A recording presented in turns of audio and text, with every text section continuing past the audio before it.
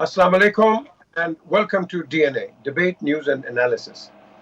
آج ڈبیٹ خیر نہیں کریں گے، انالیسس ضرور کریں گے کہ 75 سال، آج ہماری 75ویں انڈیپینڈنس ڈے ہے، اور آج ضرور یہ انالیسس کریں گے کہ ہمارے ماضی میں کیا ہماری غلطیاں ہیں. چائنا ہمارے ساتھ ہی آزاد ہوتا ہے، چائنا کہاں پہنچ جاتا ہے، ہم کہاں ہیں. یو اے ای کھجور مچھلی کھانے والے ہمارے بہن بھائی وہاں، وہ کہاں پہنچ گئے، ہم ان کو ٹرین کرتے رہے، ہم کہاں ہیں. آج پہلے پارٹ میں یہ کریں گے، اس کے بعد میں دیکھیں گے کہ آگے ہمارا منظر کہاں ہے، ہم آگے کہاں جا رہے ہیں. ہم تو ڈیلی یہاں ڈیبیٹ کرتے ہیں، افتخار صاحب ہیں، بخاری صاحب ہیں، جاوید صاحب ہیں، ہم سب ڈیبیٹ یہی کرتے ہیں، اور مقصد ایک ہی ہے کہ پاکستان کو بہتر دیکھیں، پاکستان کو بہتر بنائیں، پاکستان کے متعلق بہتر سوچیں. تو یہ کیا وجہ ہے کہ آج ہم اس کی انالیسس کرتے ہیں. میں بخاری صاحب آپ سے شروع کرتا ہوں کیونکہ 75th اینیورسری ہے. تو لیٹس بی بیک ہسٹری کے اندر کہ ہماری کیا خامیاں، کیا ڈرا بیکس ہیں کہ ہم اتنی ترقی نہیں کر سکے. بہت شکریہ آپ کا پیجے. دو وجوہات ہیں اس کی بڑی میرا خیال ہے پاکستان کی ہسٹری کو آپ دو حصوں میں ڈیوائیڈ کر لیں. ایک وہ حصہ جو سویلین نے رول کیا، اور ایک وہ حصہ جو فوجی ڈکٹیٹرز جو ہیں وہ رول کرتے رہے ہیں. تو پھر آپ کے لیے ذرا موازنہ کرنا اور اس کو دیکھنا ذرا آسان ہو جائے گا. ایوب خان کے دور سے شروع کر لیتے ہیں. میرے خیال سے اس کے باوجود کہ انہوں نے سیاست کے اوپر بہت خوفناک پابندیاں لگائیں. ایبڈو انہوں نے ایجاد کیا، جتنے سیاستدان تھے ان کے منہ بند کیے، ان کو الیکشن لڑنے سے باز کیا، اور ایک نیا کانسیپٹ لے کے آئے بیسک ڈیموکریسی کا، اور اپنی مرضی سے وہاں لوگ جو ہیں وہ ان کا تقرر کیا گیا، انہیں الیکٹ کرایا گیا. اور پھر 11-12 سال تک، 10 سال تو خیر مکمل تھے ہی، 10 سال تک انہوں نے اپنی مرضی سے اس ملک کو چلایا. اس کے اندر جہاں سیاست اور جمہوریت کی ایسی تیسی ہوئی، ایک کام جو ہے وہ اچھا ہوا، وہ یہ کہ جو انفراسٹرکچر ایوب خان کے دور میں ہمیں میسر آیا پاکستان کو، وہ اس کے بعد کوئی دوسرا پیرلل اس کا نہیں ہے. یہ حقیقت اگر بیان نہ ہم کریں تو بہت ناانصافی ہوگی. چاہے وہ پاکستان سٹیل مل ہے، چاہے وہ کامرا ری بلڈ فیکٹری ہے، چاہے وہ ہیوی میکینیکل کمپلیکس ہے، چاہے وہ تربیلا ڈیم ہے، چاہے وہ اپنے تربیلا ہے، چاہے منگلہ ہے. آپ ذرا تصور کر لیجئے کہ آج بھی 75 سال کے بعد اگر یہ دو ڈیم نہ ہوتے تو ہم کہاں کھڑے ہوتے. یہ اپنی جگہ کریڈٹ جو ہے وہ ان کا ہے. اس کے بعد ہماری جمہوریت جو ہے وہ سسکتی رہی دنوں اور ہفتوں کے اعتبار سے، وزیر اعظم چینج ہوتے رہے، اور بالآخر 1970 میں 69 میں انہوں نے بنیاد رکھی. 67 میں وہ علیحدہ ہوئے کیبنٹ سے، ایوب خان کی اور بھٹو صاحب نے بنیاد رکھی پیپلز پارٹی کی. بڑے بڑے سٹالورٹ نام کے لوگ ان کے ساتھ تھے، ڈاکٹر مبشر حسن، شیخ رشید جسے بابا سوشلزم بھی کہا جاتا ہے، جے اے رحیم. آپ اس دور کے لوگوں کو ریکال کر کے دیکھیں، آپ کو پتہ چلے گا کیا حسین اور کیا کمپٹنٹ ٹیم بھٹو صاحب کے ساتھ تھی. اور یہی وجہ کہ یہ ٹیم وہ کر پائی جو اس سے پہلے کے 20-22 سال میں نہیں ہوا تھا، اور وہ یہ کہ پاکستان کو ایک کانسٹیٹیوشن جو ہے وہ میسر آیا. 1973 کا کانسٹیٹیوشن جو ہے وہ بھٹو صاحب کی بہت بڑی، یعنی آپ سمجھتے اچیومنٹ ہے پاکستان کے لیے بھی. اور دوسرا پاکستان کے نیوکلیر پروگرام کی بنیاد رکھنا، یہ بھٹو صاحب کا ایک سنہری دور آپ اس کو قرار دے سکتے ہیں، اس اعتبار سے کہ انہوں نے پاکستان کے لیے یہ جو دو کام کیے، اس کا بھی کوئی پیرلل آپ کو ہسٹری میں پھر نہیں ملتا ہے. اس کے بعد تو لوگوں نے، چاہے وہ ملٹری ڈکٹیٹر تھے چاہے وہ سویلین تھے، انہوں نے اس آئین کا بگاڑ کے حلیہ جو بنا دیا ہے. اب مجھے تو اس کو اوریجنل کانسٹیٹیوشن 1973 کا کہتے ہوئے شرم آتی ہے. اور مجھے اس وقت بھی بہت شرم آئی تھی جب یوسف رضا گیلانی نے اس کے اندر کوئی 166 کے قریب امینڈمنٹ کر کے کہا تھا کہ ہم نے اوریجنل کانسٹیٹیوشن جو ہے وہ بحال کر دیا ہے. اینی اس کے بعد آپ آ جائیے ضیاء الحق کا دور جو ہے، انہوں نے ایک الیکٹڈ پرائم منسٹر کو ہینگ کیا. قصور اس کا کچھ نہیں تھا، یہ ساری دنیا کو پتہ ہے. اس تاریخی فیصلے کو پاکستان کی عدالتی تاریخ کا سیاہ ترین فیصلہ قرار دیا گیا. پوری دنیا میں اس کے حوالے سے جو باتیں ہوئیں وہ تو اپنی جگہ ہے، لیکن جن ججز نے وہ فیصلہ کیا تھا انہوں نے بھی بعد میں قوم سے بھی معافیاں مانگی، اور آج بھی وہ ایسا فیصلہ ہے جو پاکستان کی کسی عدالت میں کوٹ نہیں کیا جا سکتا. اس کے بعد آپ دیکھیے، پھر اس کے بعد آ جاتا ہے یعنی پیپلز پارٹی کا دور، پھر دوبارہ آتا ہے نواز شریف صاحب کا دور آتا ہے. 3 دفعہ وہ منتخب پرائم منسٹر رہے، 2 دفعہ محترمہ پرائم منسٹر رہی، تیسری دفعہ بھی انہوں نے بن جانا تھا. لیکن سٹیبلٹی نام کی کوئی چیز جو ہے وہ ہمیں میسر نہیں آئی. اور بیچ میں آپ آ جائیں جنرل مشرف کا دور، اس دور میں بھی جو کچھ ہوا وہ آپ کے سامنے ہے. عدلیہ کی تضحیک ہوئی, عدلیہ کی بہت بڑی کمپین چلائی گئی اس کی بحالی کے لیے, اور الٹیمیٹلی اس کے نتیجے میں جج بحال ہوئے. یہ ہے ہماری چیکرڈ ہسٹری, جس کے بعد پھر ہمارے ملک کی جو اشرافیہ ہے, یہ ہمارے ملک کی جو اسٹیبلشمنٹ ہے, انہوں نے یہ سوچا ہے کہ جو دو پارٹی سسٹم ہے پیپلز پارٹی اور PMLN کے درمیان, اس کو بریک کیا جائے اور ایک تیسری قوت جو ہے وہ ایجاد کی جائے. وہ تیسری قوت ایجاد کی گئی, ایک ایسی تیسری قوت جس کے بارے میں حکیم سعید نے آج 1994 میں اپنی کتاب میں تذکرہ کیا ہوا ہے. میں یہاں دہرانا نہیں چاہتا ہوں, کسی کو کوئی بھی میرا خیال ہے پاکستانی سین ایسا نہیں ہے جس کو نہیں پتا کہ انہوں نے کیا لکھا تھا. اور اس کے چند سالوں کے بعد پھر ڈاکٹر اسرار نے ان کے بارے میں جو کچھ کہا وہ سب کچھ بھی لوگوں کو اچھی طرح سے یاد ہے. تیسری قوت نے آ کے وہ دو پارٹی کے متھ تو بریک کی, لیکن جو لانے والے تھے, جو اس کو بنانے والے تھے, جنہوں نے یہ اتنا بڑا بت گھڑا تھا, وہ ان کے گلے کیسے پڑا ہے وہ آج تک میری اس گفتگو تک وہ لوگ بھگت رہے ہیں اس کو, اور مجھے نہیں معلوم کہ کتنی دیر اور بھگتنا پڑے گا. تو یہ تو بیسیکلی ہماری پولیٹیکل ہسٹری ہے.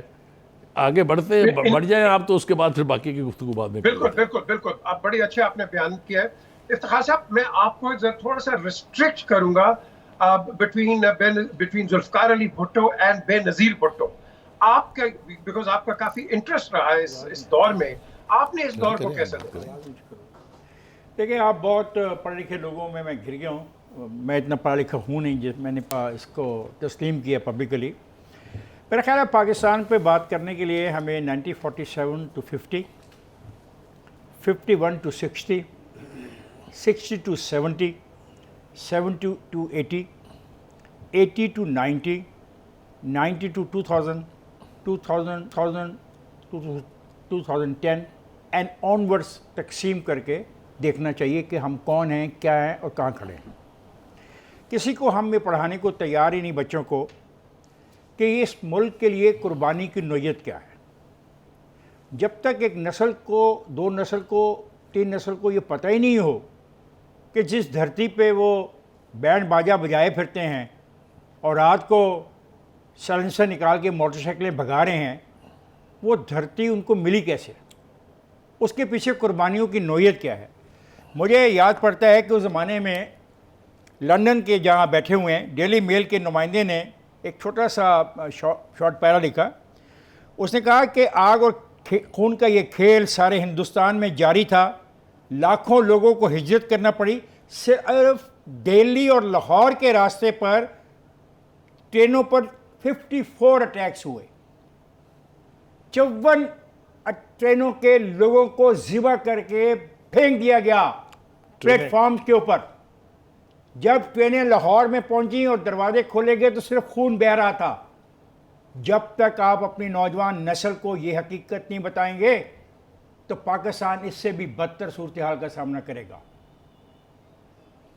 یہ آپ کو پلیٹ اور تھالی میں نہیں ملا. یہ جن کا یہ تذکرہ کر رہے تھے حکمرانوں کا, ان کی تو میں قربان تھا, لیکن میں یہ جانتا ہوں کہ ان کے بنانے والوں کی قربانیاں بہت زیادہ ہیں. کہتے ہیں دنیا کی سب سے بلڈیسٹ مائگریشن ہے یہ, اور مائگریشن ایسی نہیں, خود لوگوں نے چوز کیا مسلمانوں نے کہ دھرتی کے ادھر جانا ہے جہاں پاکستان ہے, اور ادھر رہنے والے سکھوں اور ہندوؤں نے فیصلہ کیا کہ انہوں نے ادھر جانا جو ہندوستان ہے. جب تک یہ تاریخ پاکستان کے نوجوانوں کے علم میں نہیں آئے گی, میں نہیں سمجھتا پاکستان ترقی کر سکتا ہے. آپ نے تو صرف سیاسی باتیں کی بخاری صاحب نے, لیکن ان سیاسی باتوں میں یہ تو دیکھنے کہ 47 سے 50 تک ہوا کیا, قرارداد مقاصد کون لے کے آیا, اور ان کے قرارداد مقاصد لانے والوں کے معاملات کیا تھے. ہماری نوجوان نسل کو کیا پتا کہ قرارداد مقاصد کون لے کے آیا. ہمارے ملک میں نوجوانوں کو یہ نہیں پتا 60 سے 70 تک ایک جو دور ہے کرائسس کا, جنگ کا, جدوجہد کا, نوجوانوں کی جدوجہد, کسانوں کی جدوجہد, مزدوروں کی جدوجہد, وہ کیا ہے. تو میں اس پہ بحث نہیں کرنا چاہتا. میں دکھی ہوتا ہوں جب میں بیٹھتا ہوں 14 اگست کے حوالے سے بات کرتے ہوئے, کیونکہ مجھے پتہ ہے کہ ہم نے سکھایا ہی نہیں کچھ, ہم نے بچوں کو بتایا ہی نہیں کچھ, وہ جانتے ہی کچھ نہیں. انہیں نہیں پتا کہ صرف یہ لکھتا ہے ڈیلی میل کا جو نمائندہ ہے, اس وقت لندن میں سے لکھ رہا تھا, وہ کہتا ہے کہ لدھیانہ اور امرتسر کے درمیان سکھوں کے مسلح جتھے ٹرینوں کو روک لیتے تھے اور ذبح کر دیتے, اور ایک ایسی اسپیشل ٹرین, مہاجر ٹرین کو چلایا گیا تو اس کو صرف ڈیفنس کے لوگ لے کے آئے, اور کتنی عورتیں اغوا ہوئی. ایک ٹرین جب لاہور پہنچتی ہے تو 459 ڈیڈ باڈیز اس میں سے ملتی ہیں. کسی کو پتہ ہے؟ جو میرا پروگرام یہ سن رہے ہیں نوجوان, ان کو علم ہے یہ کیا ہے؟ کیا ان کو پتہ ہے لدھیانہ, گرداسپور, امرتسر جلندھر میں کیا ہوا؟ کس آدمی نے وہ لکیر غلط کھینچی؟ وہ اس کا مفادات کیا تھے؟ کشمیر کا راستہ کیسے ہندوستان کو مل گیا؟ یہ چیزیں بتاؤ. آج کا دن ہے کہ ہم ان چیزوں کو سمجھنے کی کوشش کریں اور اپنی نوجوان نسل کو بتائیں. باقی نوجوان نسل پڑھ لے گی خود بخود ہی. یہ چیزیں بدقسمتی سے اس انٹرنیٹ پہ بھی تفصیل سے نہیں ملتی ہیں. تو میرا تو دکھ یہ ہے کہ ہم نے اپنی نوجوانوں نسلوں کو کچھ نہیں بتایا. اب وہ جو کچھ کرتے ہیں تو مجھے ان سے زیادہ دکھ اور گلہ نہیں ہوتا, لیکن مجھے اپنے پہ گلہ ہے, پی جے آپ پہ گلہ ہے, اور بخاری صاحب پہ گلہ ہے کہ ہم تینوں نے وہ پیغام نہیں پہنچایا نوجوانوں تک جو ہمیں پہنچانا چاہیے تھا. بالکل آپ نے صحیح کہا جاوید. یہ تو سب کو پتا ہے کہ جو سرل ریڈکلف ایوارڈ تھا یہ بالکل غلط ہوا. گرداسپور ہمارے پاس آ رہا تھا, پھر چلا گیا, پھر کوئی ایک اور حصہ آ رہا تھا, چلا گیا. بہرحال جو ہو گیا, لیکن جو ہمارے ہاتھ آیا ان کمپیریزن جو ہندوستان کے ہاتھ آیا بہت کم تھا. کیا یہ because lack of institutions, lack of parliament, lack of education institutions, یہی وجہ ہے کہ ہم آگے نہیں بڑھ سکے؟ کیونکہ ہم تو سب پار آف وہ کہتے ہیں نا کوریڈورز آف پار میں جانے کے شوقین رہے. پی جے بڑی زبردست آپ نے بات کی کہ وہ کیا وجوہات ہیں جس کی وجہ سے باقی انڈیا, بنگلہ دیش اور دوسرے ممالک ہمارے سے آگے نکل گئے. اس سے پہلے میں یہ بات کروں گا کہ جو آج کا دن ہے 14 اگست, آج کا دن یہ ہمارے لیے سوچنے کا دن ہے, لمحہ فکریہ ہمارے لیے. ہمیں احساس کرنا ہے کہ جس قربانیوں کا, جس کا بھی افتخار صاحب نے ذکر کیا, جو قربانیاں دیکھ کر ہم نے یہ جو زمین کا ایک ٹکڑا حاصل کیا, ہم نے کتنی بے دردی کے ساتھ اس زمین کے ٹکڑے کے ساتھ اپنی ذاتی خواہشات کو پورا کرنے کے لیے کتنی بے دردی کے ساتھ اس قوم اور اس زمین کے ساتھ ہم نے کھلواڑ کیا. یہ ہے ہماری ہسٹری, یہ ہے ہمیں سمجھنے کی ضرورت. کتنا خوبصورت ملک جہاں پانی بھی ہے, پہاڑ بھی ہے, ایگریکلچر بھی ہے, معدنیات بھی ہیں, ہر چیز موجود ہے, اور اس سے بھی بڑھ کے اتنی ٹیلنٹڈ قوم جو دنیا میں one of the most talented قوم کنسیڈر کی جاتی ہے. اس قوم کے ساتھ ہم نے اپنے ملک کا کیا حشر کیا, 1971 سے ہم نے کیا سیکھا, یہ ہے وہ چیز جو ہمیں دیکھنے کی ضرورت ہے. اور اس کا رزلٹ کیا ہے کہ آج وہی ہم انتشار میں پھنسے ہوئے, آج وہی ہم ایک دوسرے کو گالی گلوچ میں پھنسے ہوئے, آج وہی پاکستان ایک کشکول لے کے دنیا میں پھر رہا ہے. کیا یہ قوم اس کام کے لیے آزاد ہوئی تھی؟ کیا قائد اعظم کا خواب اس دن کے لیے تھا کہ غریب آدمی سڑکوں پہ رلے, اپنی تنخواہ لینے کے لیے اسے 3 مہینے انتظار کرنا پڑے؟ اس دن کے لیے اس قوم کو آزاد کیا گیا تھا کہ ہسپتالوں میں بیمار آدمی لائنوں میں کھڑا ہو جائے اور اسے کوئی ٹریٹ کرنے والا کوئی نہ ہو. کیا آج تھانے میں انصاف لینے کے لیے اس کو پیسے دینے پڑے اور اس کے ساتھ وہ غلامانہ سلوک کیا جائے جو کہ نہیں ہونا چاہیے؟ ہم آزاد ضرور ہوئے مگر ہم ایک سسٹم کے آج بھی غلام ہیں, اس سسٹم کے جہاں چند لوگ اس کو کنٹرول کر رہے ہیں. حقیقی آزادی تو ہمیں ابھی تک نہیں ملی ہے. آزاد وہ ہوتا ہے, پی جے آپ انگلینڈ میں ہو, آپ ہمیں بتاؤ کہ آزادی کیا ہے, کہ جب آپ ایک ہاسپٹل کی ایمرجنسی میں جاتے ہو, کسی ادارے میں جاتے ہو, تو آپ کے کام کیسے ہوتے ہیں؟ یہاں کام ویسے ہوتے ہیں. یہاں آپ کو یا سفارت چاہیے یا پیسہ چاہیے. اس دن کے لیے قائد اعظم نے پاکستان آزاد کیا تھا کہ جہاں آپ کو اگلے دن یہ نہ پتا ہو کہ بجلی کی قیمت کیا. ایک سیکنڈ پی جے, ایک سیکنڈ, کہ اگلے دن بجلی کی قیمت کیا ہوگی, آپ کی فوڈ کی انفلیشن کہاں کھڑی ہوگی.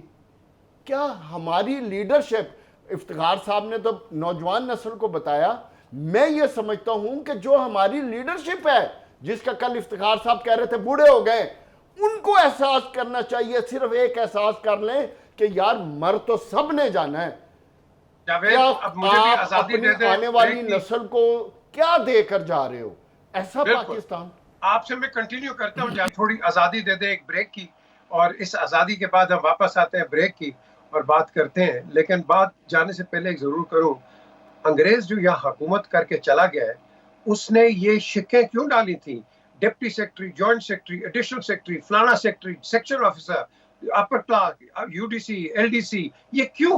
کیونکہ ہم لوگ یہاں خطے پہ کرپٹ تھے.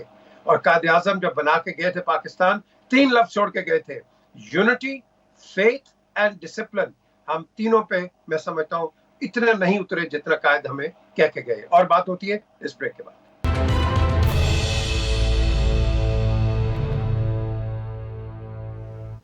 Welcome back to D N A. اور جب ہم بات کرتے ہیں انالیسس کی, ہمارا آپ کہہ لو کہ جو پولیٹیکل مسئلہ آپ سوویت بلاک میں دیکھ لیں, بٹا ایئر بیس پہ کیا ہمارے ریلیشنز کہاں سے خراب ہوتے ہیں. پھر اس کے بعد 65 کی وار آتی ہے, 71 کی وار آتی ہے. اب جاوید آپ بتائیں مجھے تھوڑا سا اس کا کہ یہ جو 2 وار اور پھر کولڈ وار, اس کے اندر ہماری پروگریس کتنی رکی یا کتنی ہوئی؟ کبھی بھی جنگوں سے پروگریس نہیں ہوتی. جب جنگیں ہوتی ہیں تو ایک دفعہ جو بھی ڈیولپمنٹ ہوتی ہیں, جو پروجیکٹس ہوتے ہیں, جو ہیومن ریسورس نے آگے جانا ہوتا ہے, وہ تمام چیزیں رک جاتی ہیں. جنگوں کو اس لیے تو کہا جاتا ہے کہ ایک جنگ کسی بھی ملک کو 50 سال پیچھے لے جاتی ہے. جنگ کوئی اچھی چیز نہیں ہے. اصل چیز کیا ہے, ان جنگوں سے آپ سیکھتے کیا ہو, ان کرائسس سے آپ سیکھتے کیا ہو, آنے والی نسل کو آگے آپ کس طرح کنورٹ کر کے جاتے ہو کہ آپ نے یہ غلط کام کیے تھے, اب پلیز نہ کرو. یہ ہے وہ سیکھنے کی چیز. قومیں ہمیشہ آگے تب بڑھتی ہیں جب پروسیس سے گزرتی ہیں, سسٹم سے گزرتی ہیں, ایک دوسرے کو سکھلانے سے گزرتی ہیں. آج آپ کا پرائم منسٹر نیشنل ڈائیلاگ کی بات کر رہا ہے, کوئی ہے اس کی بات سننے والا؟ وہ بات کر رہا ہے, دوبارہ اس نے ریپیٹ کیا ہے کہ میثاق معیشت کرو. مجھے بھی پتا ہے, میرے جیسے بے وقوف انسان کو, جاہل آدمی کو, کہ ملک کا سروائیول میثاق معیشت کے بغیر نہیں ہے. لیکن کوئی ہے پاکستان میں اس کی بات سننے والا؟ کیوں کہ کسی کو پاکستان میں انٹرسٹ, اس قوم کو آزادی جو ملی ہوئی ہے اس آزادی کے یہ سب دشمن ہیں. انٹرسٹ ان کا صرف رہ گیا ہے اقتدار کا. ایک دوسرے کو اس حد تک ہم عدم برداشت ہیں. ہم مطلب اپنے آپ کو ویسٹرن پاورز کے غلام. آپ نے بیوروکریٹس کی بات کی کہ برٹش دے گیا. مجھے یہ بتائیں کہ آپ کو 75 سال ہو گئے, آپ اپنا سسٹم کیوں نہیں پھر بنایا آپ نے؟ آپ کے بیوروکریٹس تو پہلے بہت بہتر تھے. یہ وہی بیوروکریٹس تھے جو ایک گریڈ 20 یا 21 کا افسر پی آئی اے چلاتا تھا تو دنیا میں آپ کی پی آئی اے کا نام تھا. جی افتخار صاحب, میں ذرا آپ کو اس پہ لیتا ہوں کہ یہ جو بات کر رہے ہیں گریڈڈ آفیسرز, اس وقت تو آپ کی انڈین سول سروس تھی, آئی سی ایس, پھر ہم نے اس کو سی ایس پی میں کنورٹ کر دیا, پھر پی سی ایس میں کر دیا. اب یہ مجھے بتائیں کہ کیا ہمارا یہ جو کیڈر ہے جو نکالتا ہے, اور انہوں نے ایک اور بات کی ہے, پولیس 1904 کے یہ پولیس پینل کوڈ ابھی تک چل رہے ہیں, ہم نے ابھی تک کوئی چینج نہیں کیا, کیا وجہ ہے؟ ایسی کوئی بات نہیں ہے جس کو ہم ایکسپلائر کرتے رہتے ہیں. ہندوستان نے کون سے کوئی نئے قوانین بنا لیے ہیں؟ انہوں نے بھی انڈین پینل کوڈ میں جو اپنا چھوڑ کے گیا پینل کوڈ اس کا انگریز, اس کے کچھ ہیں آرٹیکلز جس میں ترامیم کیے, ویسے وہ بھی انہی پہ چلے آ رہے ہیں. انہوں نے کون سا اپنا کوئی نیا سسٹم ایوالو کر لیا؟ ان کے بھی آئی سی ایس افسر رہے ہیں جن کے بعد ان کی نئی سروسز بنی ہیں. ایسی کوئی بات نہیں ہے. اصل میں ایشو یہ ہے کہ انہوں نے بطور قوم اس ساری چیلنج کو قبول کر لیا ہے. ہم نے بطور قوم اس چیلنج کو قبول نہیں کیا. یہ عجیب ملک ہے کہ آپ نے کہا جی کہ جو یہ قوم ہے اس کے جو 54% لوگ ہیں وہ برابر ہیں 46% کے. جب آپ نے 1 یونٹ بنایا تو جب تک نوجوان نسل کو یہ نہیں پتہ لگے گا 1 یونٹ کس نے بنایا, کیوں بنایا اور کس کے مفاد میں تھا, تو یہ بات چلے گی نہیں. تو میں تو زیادہ ڈیبیٹ کرتا نہیں ہوں. میں نے جس طریقے سے بائفرکیشن کی ہے سالوں کی, کاش کوئی شخص اس طریقے کی ہسٹری بنائے اور میرے نوجوانوں کو بتایا, تو پھر اس میں ساری خرابیاں نظر آئیں گی. آپ نے 50 کی بات کی, 51 to 60 میں کس طرح کے لوگ حکمران بنائے گئے. ایسے لوگ جن کے منہ میں سے رالیں ٹپک رہی تھیں, ان کو اپاہج لوگوں کو بٹھا دیا گیا کہ وہ اس مملکت کے معاملات کو چلائیں. وہ لوگ جو میں تو صرف اتنا کہنا چاہتا ہوں کہ آج کے دن میں بڑا خوش ہوں گا کہ اگر میری زندگی میں پاکستان کی تاریخ کے بارے میں نوجوانوں کو کورس میں شامل کیا جائے باقاعدہ طور پہ, تب فائدہ ہوگا, تب ہم ڈفرینشیٹ کریں گے. آپ کہتے ہیں کہ ساری غلطی افسران کی ہے.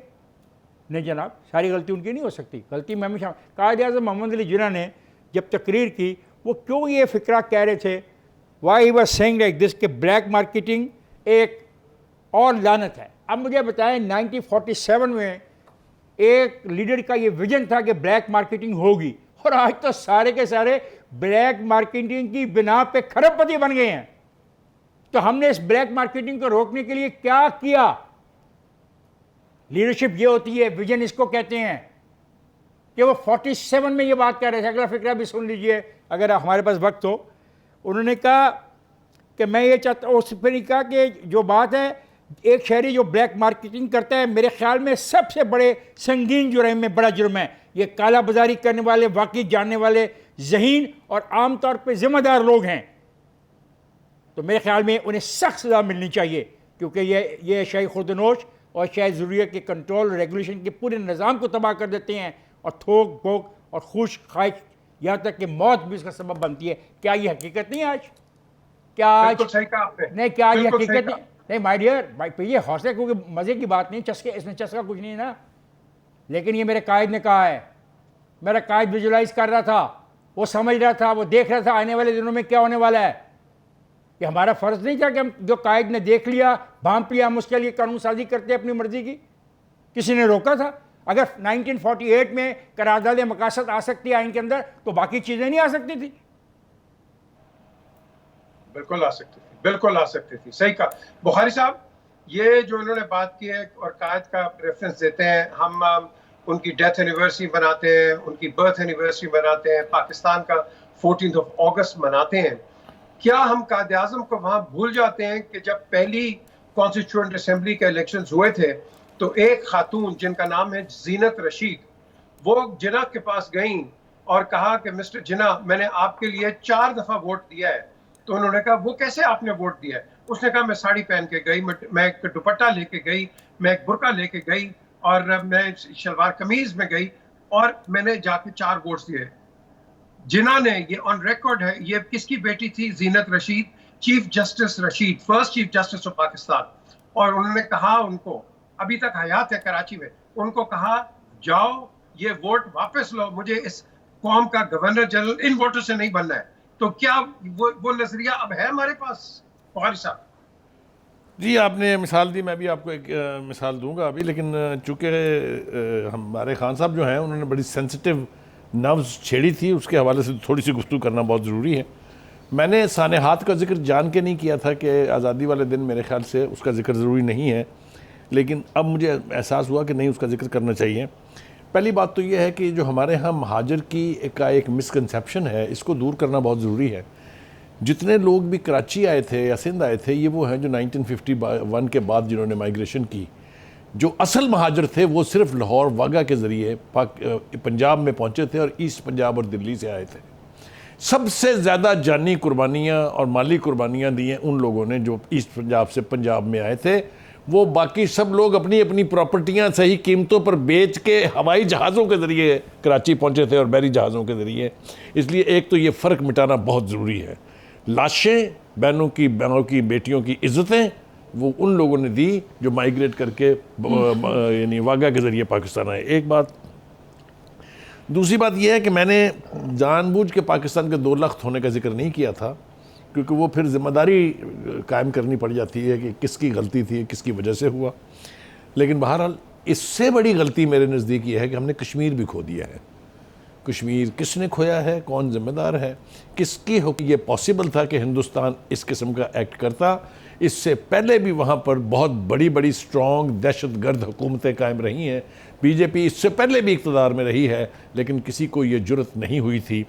تو میں اگر یہ کہوں کہ جی میں ذمہ دار ٹھہراؤں گا اس شخص کو جو مودی کے دوبارہ منتخب ہونے کی دعائیں مانگ رہا تھا اور کہہ رہا تھا کہ اگر ایسا ہو گیا, وہ جیت گئے, تو پھر مسئلہ کشمیر حل ہو جائے گا. اور پھر ہم نے دیکھا کہ مسئلہ کشمیر حل کیسے ہوگا.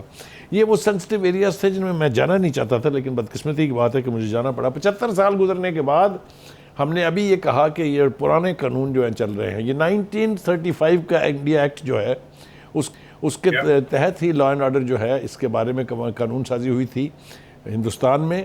اور وہی پی پی ایل, پی پی سی, آر پی سی, سی آر پی سی ابھی تک چل رہے ہیں. ہم نے وعدہ کیا تھا جناب پولیس ریفارمز کا, کسی نے نہیں کی. ہم نے وعدہ کیا تھا جوڈیشل ریفارمز کا, کسی نے نہیں کی. ایڈمنسٹریٹو ریفارمز کا, ٹیکس ریفارمز کا, وعدے موجود ہیں, پریکٹیکل کام کسی نے اس سمت میں نہیں کیا. بہت سے کمیشن بنے, کہیں مٹھا کمیشن بنا, کہیں دورانی کمیشن بنا, لیکن کہیں پولیس رول جو ہیں اس میں امینڈمنٹ پرپوز بھی کر دی گئی, لیکن nobody was interested to change the existing law, کیونکہ اس انگریز کے بنائے قانون کے تحت ہی عوام پر قابو پانا آج بھی ڈی سی اور کمشنر کے ذریعے پاسبل ہے. اس لیے کوئی بھی اس سے پارٹ نہیں کرنا چاہتا کمپنی.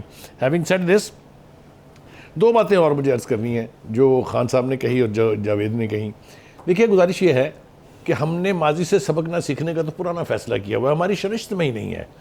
ہمارے بارے میں باہر یہ کہا جاتا ہے کہ we are forgetful and ungrateful nation. Unfortunately یہ میں کو بہت کمال کی بات نہیں کر رہا ہوں, ہم بڑے سے بڑے سانحہ بھول جاتے ہیں, ہم بڑے سے بڑی غلطی درگزر کر جاتے ہیں. یہی ہمارا سب سے بڑا ڈیلیما ہے. اگر قوم ایز اے قوم غلطیاں سربراہوں کی, ہمارے لیڈروں کی, ہمارے سیاستدانوں کی معاف نہ کرے اور بھول نہ جائے, تو میرا نہیں خیال کہ کوئی دوسرا سیاسی لیڈر جو ہے وہ اس قسم کی غلطی دہرانے کی جرت بھی کر سکتا ہے. وہ قومیں جو بہت آگے بڑھی ہیں انہوں نے یہی کیا کہ جس نے غلطی کی اس کو سزا ملی. چائنا ہمارے سے 1 سال بعد آزاد ہوا تھا اور آج کہاں کھڑا ہے, اور یہ وہ قوم تھی جو افیم اور چرس پی کے سارا دن سوئی رہتی تھی. اور ایک شخص نے وہاں جو مارچ شروع کیا جس کو لانگ مارچ صحیح معنوں میں کہا جاتا ہے, اور الٹیمیٹلی وہ بیجنگ پہنچے. 13 لوگوں نے شروع کیا تھا کام, 313 ہوئے, اور اس کے بعد 35 لاکھ لوگ انٹر ہوئے تھے بیجنگ میں. سو یہ کہانیاں موجود ہیں ہمارے ہاں بھی. برِ صغیر میں اگر آپ دیکھیں جو جنگ آزادی ہے 1857 کی, وہ بہت بڑی ایک داستان ہے جس کے حوالے سے بات کسی اور وقت کی جا سکتی ہے. تو ہمارا نقصان زیادہ ہوا ہے, ہماری اچیومنٹس بہت کم ہیں, and we don't have to blame anybody but those who have been ruling us. Absolutely. اور بات ہوتی ہے بریک کی طرف چل کے, بخاری صاحب نے ایک بات کی ہے, یہ پولیس کوڈز وہی چل رہے ہیں. ہمارے پاس برطانیہ سے ایک بڑے senior officer, police officer metropolitan police کے طارق غفور آئے, ان کو کہا کہ پاکستان میں پولیس ریفارمز لے کے آئیں. اور ایک اور ڈاکٹر صاحب تھے, بخاری صاحب یا آپ یا افتخار صاحب جانتے ہوں گے, میں ان کا نام سلپ کر رہا ہے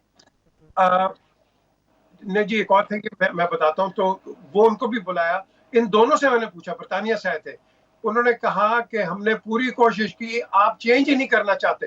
یہ دونوں آن ریکارڈ, دونوں ضائعات ہیں, یہ ریکارڈ ہے آن ریکارڈ. تو اگر ہم خود ہی نہیں کرنا چاہتے تو دوسروں کو بلا کے کیا کر لیں گے. پی آئی اے کے لیے بھی ہم نے کسی کو بلایا تھا, وہ جرمن کو, وہ دیکھو کیا حال کر کے چلا گیا.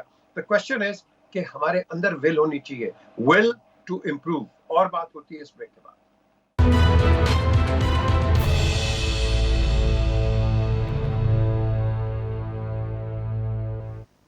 Welcome back to D N A. 75 سال کی داستان 35-36 منٹ پہ نہیں کبھی پوری ہو سکتی, لیکن ہم پوری کوشش کریں گے ان 4-5 منٹوں کے اندر کہ افتخار صاحب ذرا آپ ہمیں کچھ انسپائر کر دیں. انسپائر تو میری انسپائریشن کی جو ریزننگ اور وجہ ہے وہ تو قائد اعظم محمد علی جناح اور ان کے ساتھی ہیں جنہوں نے اس ساری جدوجہد کو کامیابی کی شکل دی. اور دیکھیں پاکستان دنیا کے ان ممالک میں سے ایک ملک ہے جس کو ووٹ کے ذریعے بنایا گیا, جس کی نئی حدود باؤنڈریز کا تعین کیا گیا. دنیا میں ایسے کبھی نہیں ہوتا اور ہوا, اور ہم اس کو بھول جاتے ہیں. ہم اپنے نوجوان نسل کو سمجھا نہیں پائے. قائد اعظم محمد علی جناح اقربا پروری کے خلاف تھے, وہ رشوت کے خلاف تھے, وہ نوکریوں کو خریدنے کے خلاف تھے, وہ آپ کو جیسے میں نے بتایا وہ ہورڈنگ کے خلاف تھے. وہ ان تمام بنیادی چیزوں کی مخالفت کرتے تھے جن سے کسی سوسائٹی اور معاشرے میں تباہی آتی ہے. لیکن ہم نے بھی ماشاءاللہ ان ساری چیزوں کو بخوبی اب اس کی انتہا تک پہنچانے میں کامیابی حاصل کی ہے. یہ ہے ہمارا المیہ, جس کو میں پاکستان کا المیہ کہتا ہوں. بظاہر چھوٹی سی بات لگتی ہے لیکن اصل یہی ہے. دیکھیے جناب, میں بھی قائد اعظم کی ایک بات جو ہے وہ آپ کے ساتھ شیئر کرنا چاہتا ہوں آپ کے ذریعے پوری قوم کے ساتھ. وہ 1940s کے میں ایک جلوس پلان کیا گیا تھا کہ جی وہ نکلے گا لال مسجد سے اور پھر جائے گا وہ پارلیمنٹ تک. مسلم لیگ آل انڈیا مسلم لیگ نے وہ جلوس نکالنا تھا. کانگریس نہیں چاہتی تھی کہ وہ جمعے کو اتنا بڑا کنگریگیشن ہوتا ہے وہاں پر وہ اتنا بڑا جلوس لے کے آئیں, لہٰذا انہوں نے یہ طے کیا کہ 6 مقامات پر ہینڈ گرینیڈ پھینکے جائیں گے جلوس پر، اور یہ انسٹرکشنز انہوں نے ان رائٹنگ ٹائپ کر کے ایک میسج کی صورت میں اپنی کانگریس کے لیڈرز کو بھیجی۔ جس شخص نے یہ ٹائپ کیا یہ آرڈر وہ مسلمان تھا، اس نے کاربن رکھ کے ایک کاپی فالتو بنائی، جیب میں رکھ کے رات شام کو پہنچا وہ قائد اعظم کے گھر جمعرات کے دن، اور انہوں نے وہاں جا کے گیٹ کیپر سے کہا کہ میں جلدی میں ملنا چاہتا ہوں ان سے۔ قائد اعظم کو اندر میسج ملا، انہوں نے کہا اس کو بٹھائیں لائبریری میں، جان بوجھ کے 30 منٹ کے بعد آئے وہ، اور ان سے پوچھا یس ینگ مین، اس نے کاغذ جیب سے نکالا، اس نے کہا سر دیکھیں کیا ہونے والا ہے۔ قائد اعظم نے اینک لگا کے دیکھا، اس کو پڑھا کہ وہ اس طرح سے بم پھینکنے کا پلان ہے ان کا۔ Look at Quaid Azam what he said. He said, gentlemen, you have done a great favor to Muslims of India, but don't do it again. یعنی یہ ہوتی ہے لیڈرشپ کہ تم نے ڈسانیسٹی کی ہے جس کام کے اوپر تمہیں رکھا گیا تھا۔ جاب سے ایکٹ تمہارا بہت اچھا، ہم مسلمان بچ جائیں گے کل، لیکن اس کو دوبارہ نہ کرنا۔ This is what we should have followed. بالکل صحیح، اور یہ فالو کرتے تو یہ 25 SHO چینج بھی نہ ہوتے آج۔ کیوں جاوید آپ کیا کہیں گے؟ بات سوچ کی ہے پی جے، بات سوچ کی ہے۔ آج پرائم منسٹر نے ایک تقریر کی، میں سمجھتا ہوں کہ وہی اگر ہم سمجھ لیں تو بہت سے مسائل حل ہو جائیں کہ یہ جو قوم ایٹم بم بنا سکتی ہے وہ کچھ بھی کر سکتی ہے۔